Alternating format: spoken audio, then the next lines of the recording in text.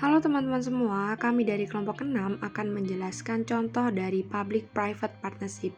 Untuk yang selanjutnya akan dijelaskan oleh rekan saya. Sebelum kita membahas mengenai public-private partnership di negara maju, teman-teman udah tahu nggak sih apa itu public-private partnership? Public-private partnership atau PPP merupakan bentuk perjanjian antara sektor publik atau pemerintah dengan sektor private atau swasta untuk mengadakan sarana layanan publik yang diikat dengan perjanjian, terbagi menjadi beberapa bentuk tergantung kontrak dan pembagian resiko. Salah satu contoh negara yang menerapkan public-private partnership adalah Korea Selatan. Memiliki masa lalu yang kelam dengan peristiwa Perang Korea di tahun 1950 menjadi sejarah yang kelam bagi negara Korea. Perang telah memberikan dampak yang cukup besar bagi perekonomian, khususnya bagi Korea Selatan. Namun kini, Korea Selatan merupakan negara yang memiliki ekspansi luar biasa dalam infrastrukturnya. Keberhasilan pembangunan ekonomi di Korea Selatan salah satunya ditandai dengan adanya pembangunan infrastruktur publik yang pesat dan modern. Bahkan, semenjak tahun 1990-an, pemerintah Korea Selatan telah menerapkan Public-Private Partnership atau PPP sebagai skema utama dalam pembangunan infrastruktur.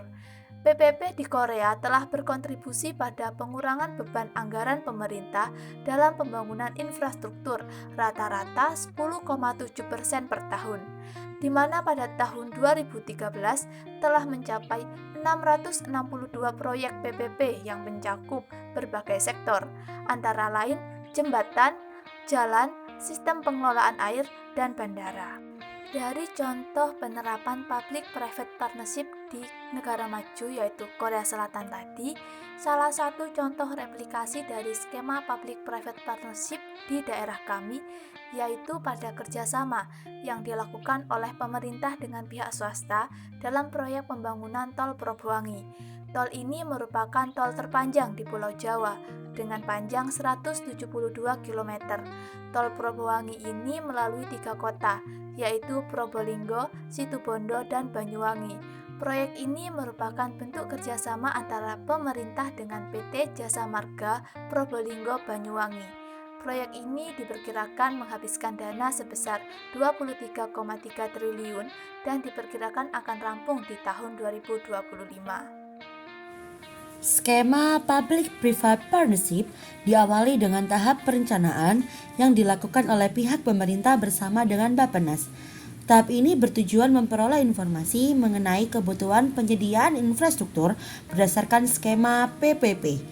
Berdasarkan pasal 20 ayat 2 Peraturan Presiden Nomor 38 Tahun 2015, tahap perencanaan terdiri dari 3 rangkaian kegiatan. Yang pertama adalah identifikasi dan penetapan proyek PPP. Proyek PPP ini adalah salah satu kerjasama yang dilakukan oleh pemerintah dengan pihak swasta, yaitu proyek pembangunan jalan tol Probolinggo-Banyuwangi atau Probowangi. Tol terpanjang di Pulau Jawa dengan panjang 172,9 km. Tol Probowangi ini melalui 3 kota, yaitu Probolinggo, Situbondo, dan Banyuwangi. Proyek ini merupakan bentuk kerjasama oleh pemerintah dengan PT Jasa Marga Probolinggo Banyuwangi. Penetapan proyek membuat hal sebagai berikut. Yang pertama adalah rencana bentuk PPP. Melalui konsorsium, perusahaan konstruksi nasional, BUMN, dan dari Tiongkok. Konsorsium pendanaan sebesar 30 triliun rupiah untuk segmen terakhir Tol Trans Jawa. Yang kedua adalah rencana skema pembiayaan PPP beserta sumber dananya. PT Jasa Marga, Persero, Tbk, dan PT Cina Communication Construction Indonesia atau CCCI siap memberikan pembiayaan untuk jalan tol Probolinggo-Banyuwangi. Pembiayaan ini dengan skema pembiayaan investasi non-anggaran pemerintah atau PINA yang diinisiasi oleh Kementerian Perencanaan Pembangunan Nasional atau Badan Perencanaan Pembangunan Nasional. Yang ketiga adalah rencana penawaran proyek PPP. Pembangunan jalan tol Probowangi dibagi menjadi 3 seksi, yaitu Probolinggo Besuki, jarak yang ditempuh sejauh 29,6 km. Sesi ini dilaksanakan oleh PT Waskita Karya Tbk dan PT Wijaya Karya Tbk. Yang kedua adalah Besuki hingga Bajulmati, jarak yang ditempuh sejauh 110,9 km. Seksi ini merupakan jarak terjauh dan memerlukan tambahan dana untuk konstruksi yang lebih besar karena melalui medan yang berat. Seksi ini dilaksanakan oleh PT Adikarya Tbk dan PT Nidya Karya dan PT Berantas Abipraya. Ketiga adalah Bajulmati hingga Ketapang. Jarak yang ditempuh sejauh 31,1 km. Seksi ini dilaksanakan oleh PT PPTBK dan PT Gorip Nanda Guna. Yang kedua adalah penganggaran proyek PPP.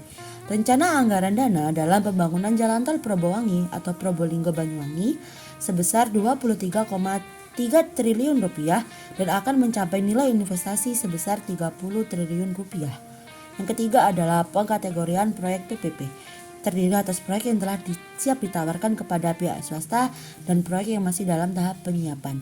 Kategori proyek PPP akan dimasukkan dalam PPP Book. Pada proyek Jalan Tol Probolinggo Banyuwangi, proyek ini telah mencapai dalam tahap pembangunan sehingga telah melewati kategori proyek dalam tahap penyiapan dan juga melewati proses ditawarkan kepada pihak swasta. Output tahap perencanaan adalah daftar prioritas proyek, di mana untuk memperlancar lalu lintas di daerah yang telah berkembang, meningkatkan pelayanan distribusi barang dan jasa guna menunjang pertumbuhan ekonomi. Yang ketiga adalah meningkatkan pemerataan hasil pembangunan. Lalu, bagaimana tahapan penyiapan kemitraan dalam pembangunan Tol Probowangi? Menurut Peraturan Presiden Nomor 38 Tahun 2015 tentang KPBU, telah diatur mengenai tahapan penyiapan yang dilakukan oleh pemerintah ketika akan melaksanakan kemitraan dengan berbagai pihak, terutama pihak swasta.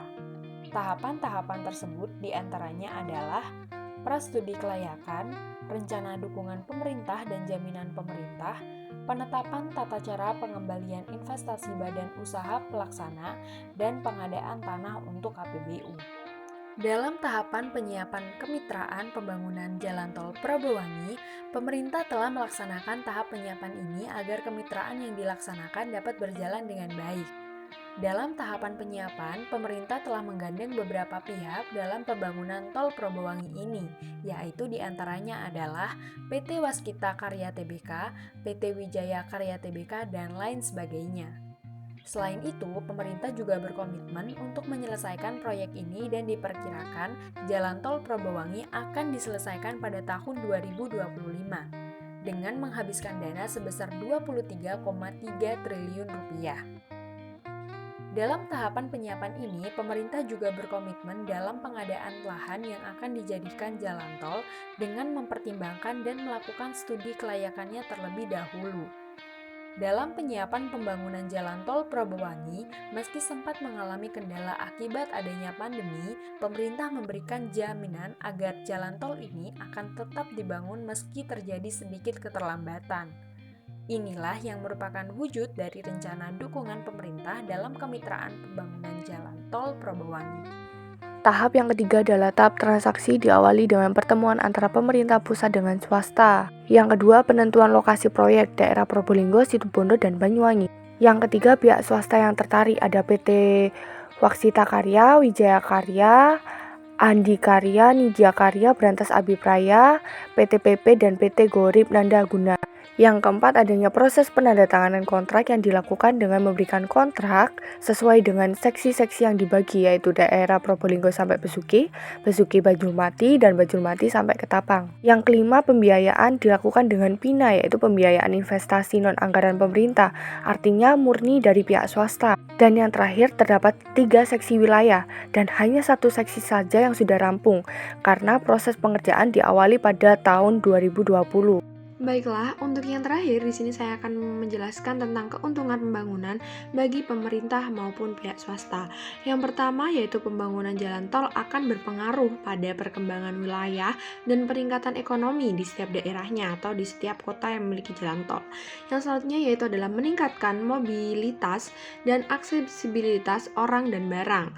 Dan yang ketiga yaitu adalah penggunaan jalan tol akan mendapatkan keuntungan berupa penghematan biaya operasi kendaraan atau BOK dan waktu dibanding apabila melewati jalan non-tol.